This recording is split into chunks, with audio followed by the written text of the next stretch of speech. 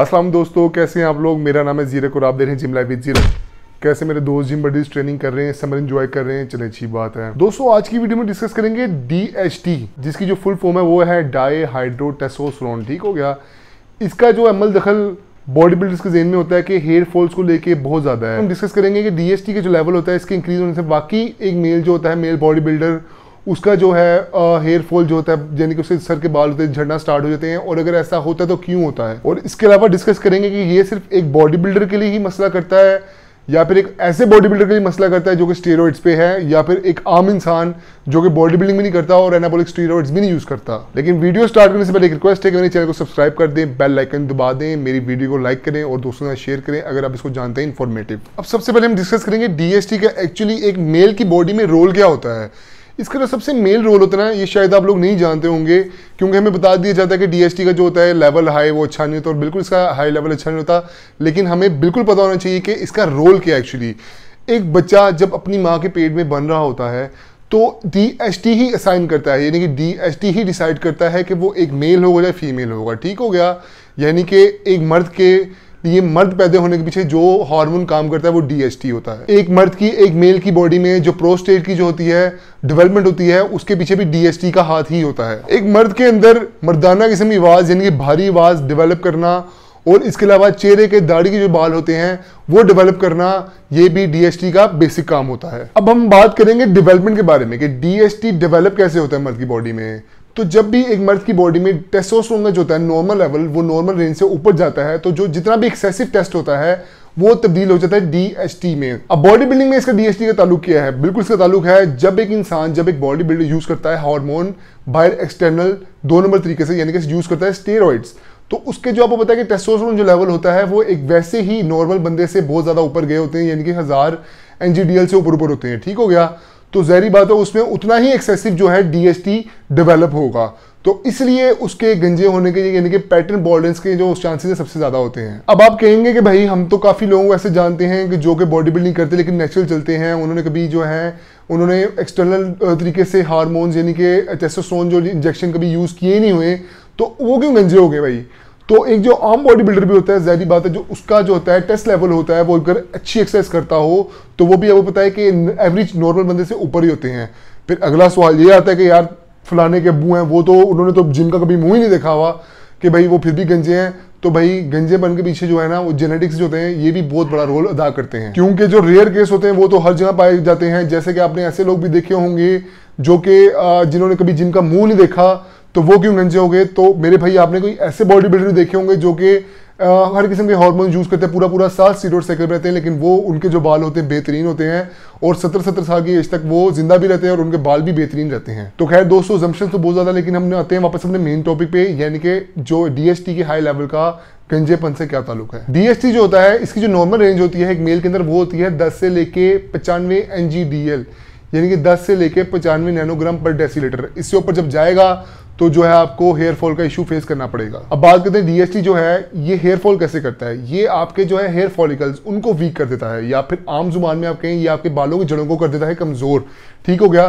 तो फिर इसका प्रोग्रेस स्टार्ट होता है, ये पहले आपके बालों को करेगा कमजोर, उसकी जड़ों को कर देगा ब्रीक, फिर थिन हो जाएंगे बाल आपके, और अल्टीमेटली वो बाल जो है वो बिल्कुल डेड हो जाएंगे और वहां से बाल उगना बंद हो जाएंगे आपके। अब सवाल आता है कि जो DHT ब्लॉकर्स होते हैं वो वाकई इफेक्टिव होते कि नहीं होते, और वो किस हद तक इफेक्टिव होते हैं। तो दोस्तों बिल्कुल जो DHT ब्लॉकर सप्लीमेंट्स जो मिलते हैं मार्केट से, या फिर जो उनके ऑइंटमेंट होते हैं, कोई ऑयल हो या फिर उसका शैम्पू हो, वो यूज करना ठीक रहता है। लेकिन वही बात है कि अच्छी चीज हो, इफेक्टिव होती है किस हद तक, वो इस हद तक होती है कि ये जो आपके बाल जो है करंट बाल, यानी कि जो भी आपके बाल जितने हैं, ये उनके फॉलिकल्स को मजबूत कर देंगी और उनको स्ट्रेंथन कर देगी, उनको बचा के रखेगी। लेकिन अगर आपके जेहन में आता है कि भाई जो पुराने बाल हमारे गिर चुके हैं ये उनको रीग्रो करेगा नहीं करेगा, तो DHT ब्लॉकर्स जो हैं वो आपके पुराने बालों को या फिर नए सिरे से आपके बालों को ग्रो नहीं करता। हमारी कोशिश होती है कि दोस्तों की जो चीज़ खाने पीने से सीधी हो सके उसको सप्लीमेंट यूज के बगैर ही ठीक कर लिया जाए। तो इसलिए हम सबसे पहले डिस्कस करेंगे कि वो चीज़ें जो कि आपके जिस्म में DHT की मिकदार बढ़ाती है, उन चीज़ों में जो मेन चीज़ें होती हैं वो होती है रेड मीट यानी गोश्त, उसके अलावा सी फूड होती है, और सी फूड के अलावा चिकन होता है। ये किसी हद तक आपकी बॉडी में DHT लेवल्स को इंक्रीज कर देता है। अब आते हैं मेन पॉइंट पे कि भाई DHT का पता चल गया, DHT की जो है वैल्यू यानी कि उसकी जो रेंज हमारी बॉडी में हाई है, तो उसको हमने ब्लॉक कैसे करना है। सबसे पहले हमने कोशिश करनी है कि भाई हम परचेज करें कोई सप्लीमेंट जो कि हो DHT ब्लॉकर। वो आपको पता है कि मिल जाते हैं, आसानी से अवेलेबल होते हैं, वो परचेज करना कोई मुश्किल नहीं, बस अथेंटिक होने चाहिए।